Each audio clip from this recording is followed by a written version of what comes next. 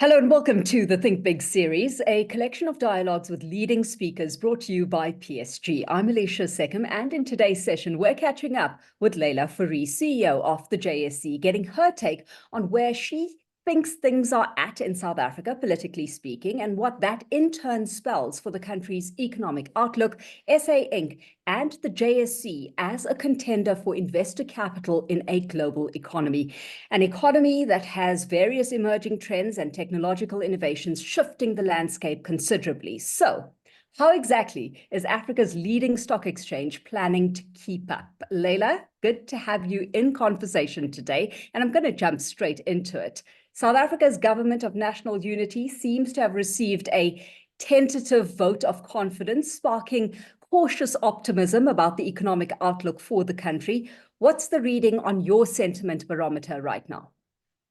Alishia, cautious optimism is right. The GNU has created an opportunity for accelerated reforms. It's much more business friendly, and it's really about getting the economy growing across key issues such as electricity, logistics, and even areas of delivery relating to, for example, visas for skilled professionals.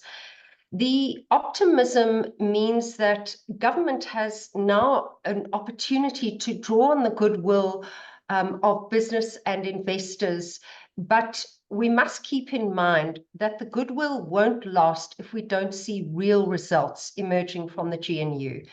The GNU is very much in a developmental stage, and it was only established in June of this year, so it's still quite early to determine what the impact has been on the economy.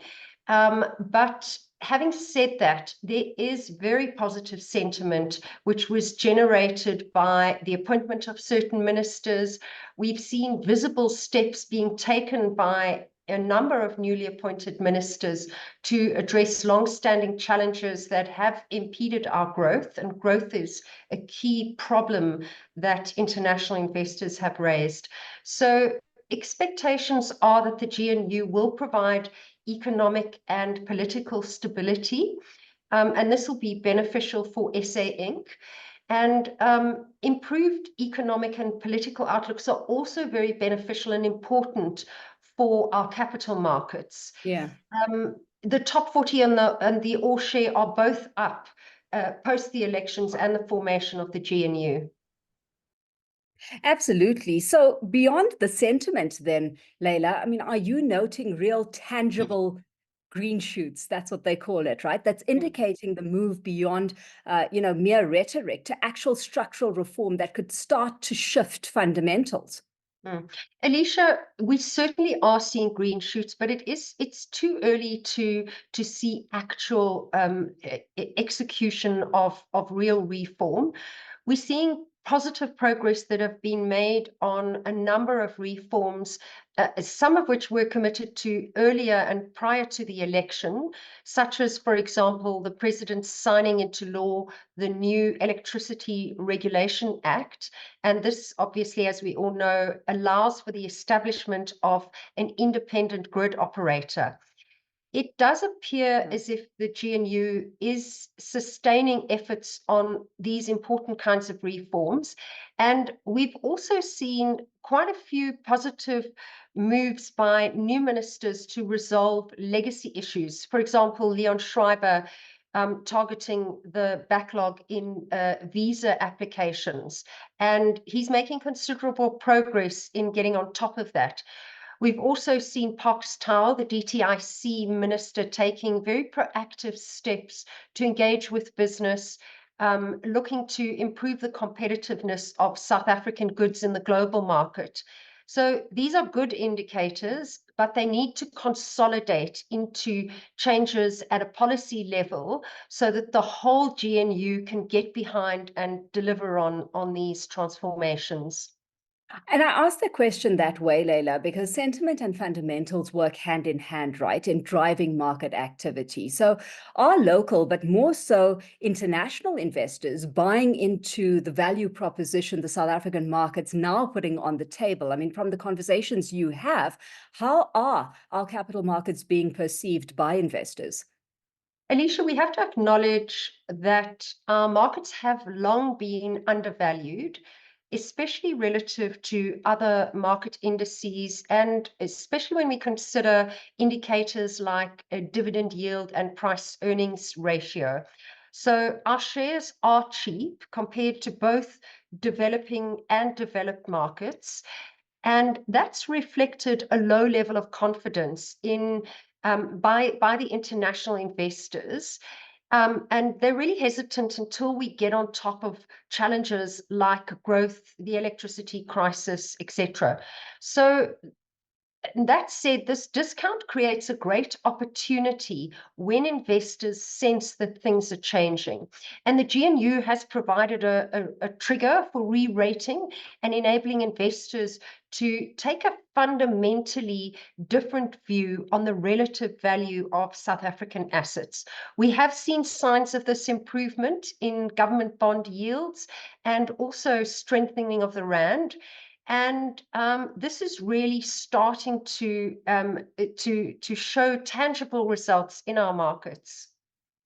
Yeah, so if we're talking South Africa's investment case then and this, renewed repositioning in the global market, Leila, especially in relation to our emerging market peers, is it actually translating to capital flows? This real demand for South African assets, especially given value in rand terms, versus a focus then on international markets and opportunities. Alishia, we need to look at the history to assess this. And in May of this year, during the month of elections, we saw 32 billion rand flowing out in our equity market compared to 12 billion in the prior year, or almost 12.9 billion. Since the election, we've seen a quite dramatic and steep decline in the outflows in the cash equity market. So we've seen in June, 5 billion versus 20 billion in the prior year. In July, 1.8 billion outflow versus 8.1 billion in the prior year. And in August, we saw a 10 billion outflow relative to the prior year of 24 billion. So we are starting to see quite an encouraging shift. Investors were previously underweight the index globally, global emerging market investors, and they are now starting to indicate that they're shifting to a more balanced position. And if we do deliver that, there is a very real possibility that that could translate into an overweight position on South Africa, especially given how undervalued our stocks are to begin with. Yeah, but a lot of it, right? Any sustainable performance and growth from here on out will be dependent on, that structurally low growth scenario turning itself around before we see, for example, an equity market re-rating, even if deemed undervalued. And then also taking into consideration broader global market dynamics that are in play beyond the local factors. What are you keeping an eye on in that regard, Leila? If we have a look at our performance relative to the emerging markets, Alishia, it's very encouraging. We've outperformed our all share, and top 40 has outperformed the MSCI emerging market and world by about 9% since the introduction of the Government of National Unity. Our bond yields have also been very strong. At the moment, around 13% improvement in key benchmarks, for example, the R186. If we have a look at our indices, during the first half of the year leading up to the elections, our all share was up by 1.3%. Between June and the end of August, our all share index has been up by 9.2%. And so we are seeing a significant improvement in growth post the election and in valuations. These are not all linked explicitly in a linear way to the GNU, but because there has been a general increase in global markets, but it's definitely a very important factor. And we are performing well relative to our emerging market peers in our equity and our bond market. Leila, I've got to ask, enough to shift listing activity on the JSE? Because, the number of delistings off the JSE, like it or not, has supported what's become a very loud narrative for the longest while now. Alishia, as sentiment improves, you may well see the demand for investment increasing. And we've already seen green shoots year to date in the number of listings. And this translates when we see a demand for investment into a demand for companies to raise new capital. So the healthier the economy, the healthier the demand for capital, and therefore the need by companies to seek listings to raise capital. But there are also important structural reasons for the loss of listings that we've seen in capital markets across the world. There is also a greater demand for liquidity as pension savings has shifted to more of a defined benefit fund environment, which requires daily pricing. So these factors all remain part of the equation, and they are driven by structural features and policy environments. But better economic performance will certainly encourage capital raising on capital and public markets. Leila, that being said, let's take a look at what is in your control, right? So talk us through some of the plans in play, amendments to the JSE's listing requirements via your market segmentation project has gotten quite a bit of attention. It effectively means less red tape and cost for some, right? And many anticipating what that could mean in terms of starting to shift things as well. Absolutely, Alishia. So we've done a couple of things. Firstly, we've expanded our secondary listings framework quite materially over the past couple of months. A few months ago, we had 7 exchanges that were on our fast track or dual listing process. We've since added another 8, and that includes exchanges like Tadawul in Saudi Arabia, Euronext Amsterdam, Paris, Brussels, Dublin, Milan, Lisbon, and Oslo. So this opens up the opportunity for our local investors to access multinational dual-listed companies.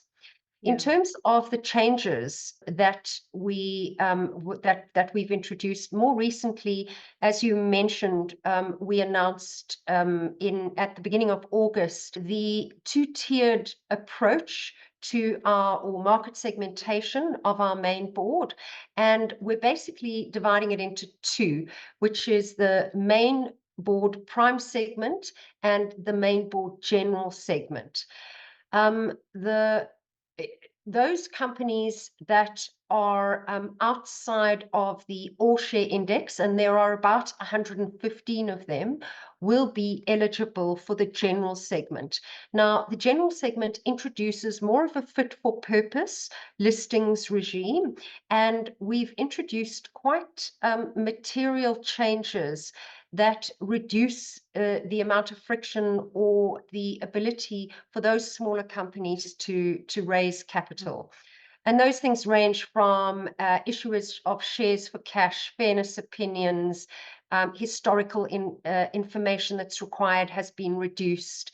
The annual financial reporting has been streamlined. So there are a number of changes that we've introduced, and it's been very well received by the market. Yeah, and it's key, Leila, because, market vagaries aside, the impact of high compliance and administrative costs has been cited amongst the factors behind the significant decline in listings on the JSE. So, this kind of, let's call it regulatory innovation, should be welcomed. As we wait to see if it provides incentive enough, though, let's tackle this viewer comment that's come through. The number of delistings we've seen over the years has triggered some angst around the risk it's presented for South African investors, in particular retirement funds, and in turn, lots of debate around Regulation 28 and the role the JSE can play in loosening those constraints, broadening the scope of the investment universe for local investors. What's your response to that slightly twofold comment?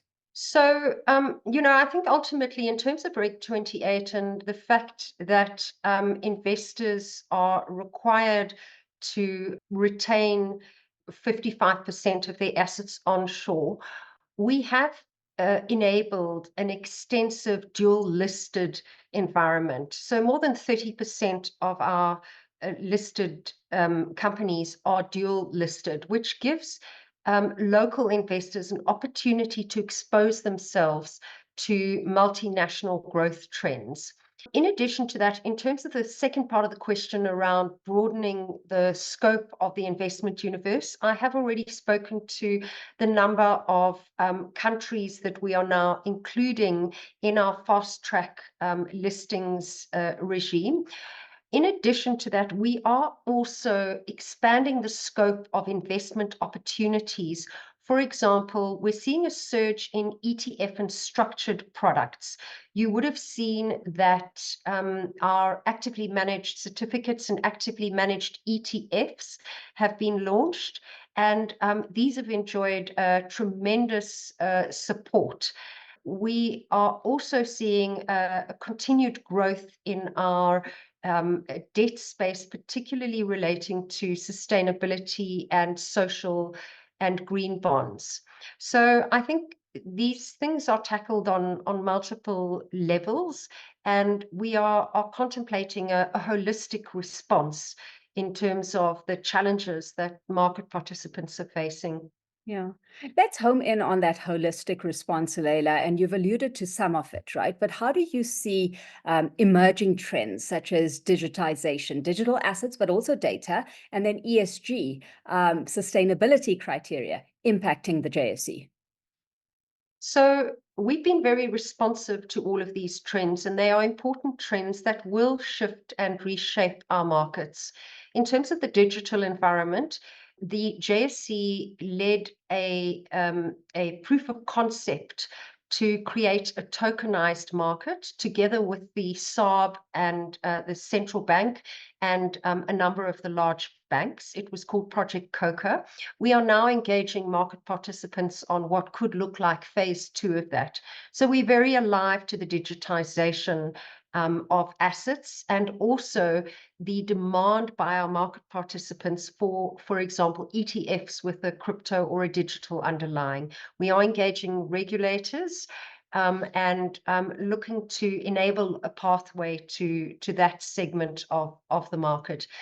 In terms of what we're doing in the sustainability space, our green social sustainability bonds have more than doubled year on year for the last few years, sort of 3 to 5 years.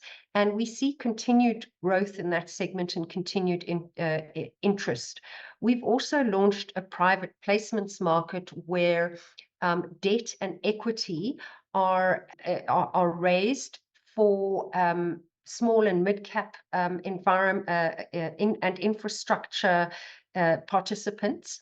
Mm-hmm. And many of those are also in the sustainability space.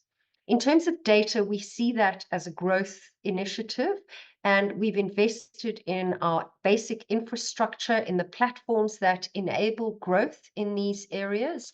And we're very pleased with the double-digit growth that we've seen in those areas. And really what we're doing from an exchange perspective is to try to diversify our revenue sources and protect ourselves against the cyclicality of the trading environment. We're still very much focused on the core. It's very important. But we do look to expand our other revenue sources and thereby slightly reduce our fixed cost base and also the volatility of the revenue line that we're facing.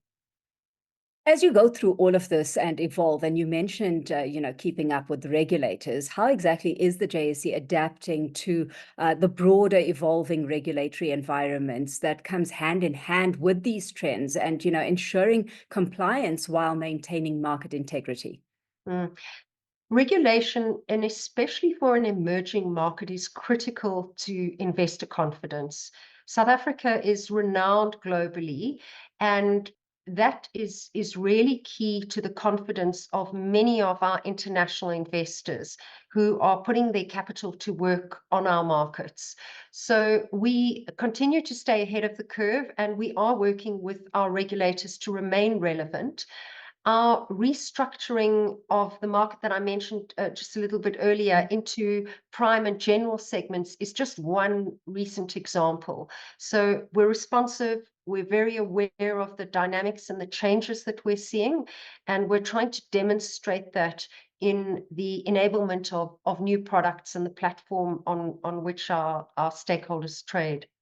Yeah, I asked the question, Leila, because how you enable something like sustainability in reporting frameworks, is one of the challenges that all markets are grappling with right now. And again, a viewer question that came through that's more direct: will we see a release of an updated draft pertaining to the JSE sustainability recommended disclosure guidance soon? And will this be based on IFRS S1 and S2 and ensure compliance with this regulation?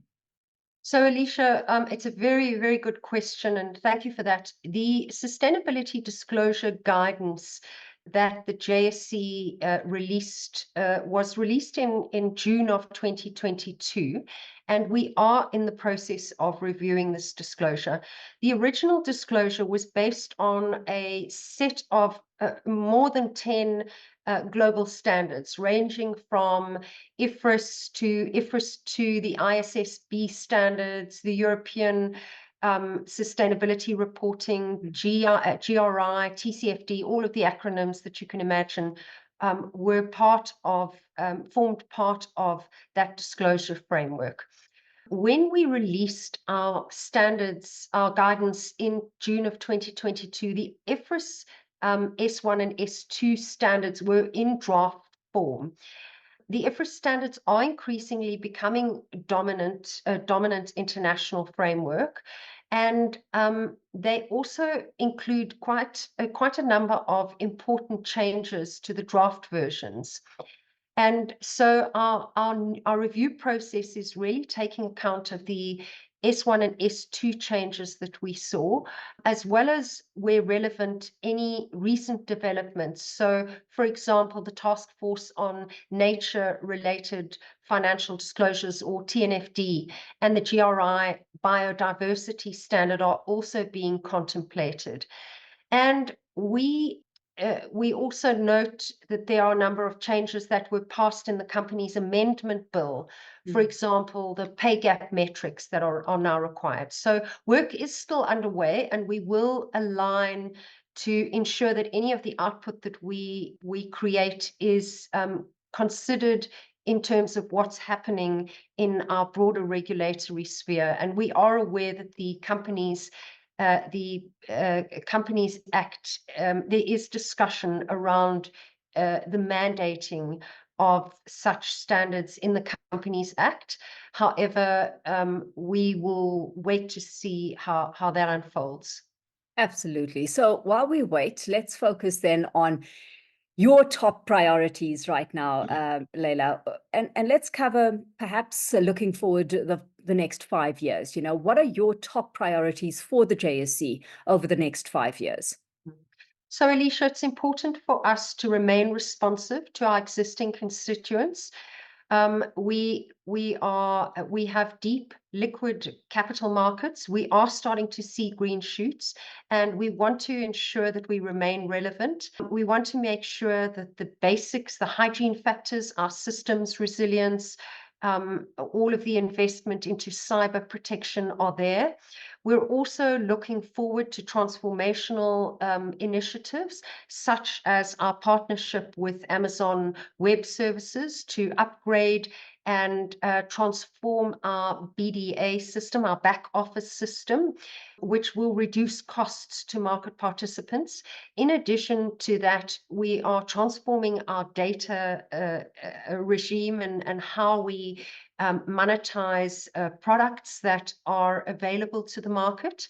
There is an ongoing scan of the market for inorganic growth opportunities, which will augment and supplement our existing revenue streams. So we're looking at making sure that we protect and we grow our core, and that we are responsive and transform in new areas of development that we're seeing markets taking. Yeah. Do what You don't operate in a silo though, right? So what are you telling this new government should be its priorities moving forward that would act as a strong catalyst in unlocking South Africa's true economic potential? Alishia, we have to just look at what our global investors are saying. They're saying they want policy certainty, they want growth, they want execution and delivery, particularly as it relates to electricity, unemployment, the logistics crisis that we've had. We have already started to see promising reform in the electricity and the power security environment. We are starting to see the indications of collaboration, public-private sector collaboration in the logistics sector. And all of these, we hope, will start to translate into growth. So I would say from a government perspective, we need a functioning GNU, we need policy stability, and we need execution of our policy promises. Leila, let's leave it there. Thanks so much for having joined us in conversation today. It's been an absolute pleasure catching up with you. And to our viewers, remember, this webinar will be available via podcast. The series is free, it's shareable, it's open to anyone interested, whether you're a PSG client or not. And if you do want to keep the conversation going, the social media campaign is #ThinkBigPSG. So please do engage with us and look out for the next speaker in the Think Bigs series. For now, from me, Alishia Seckam, it's goodbye.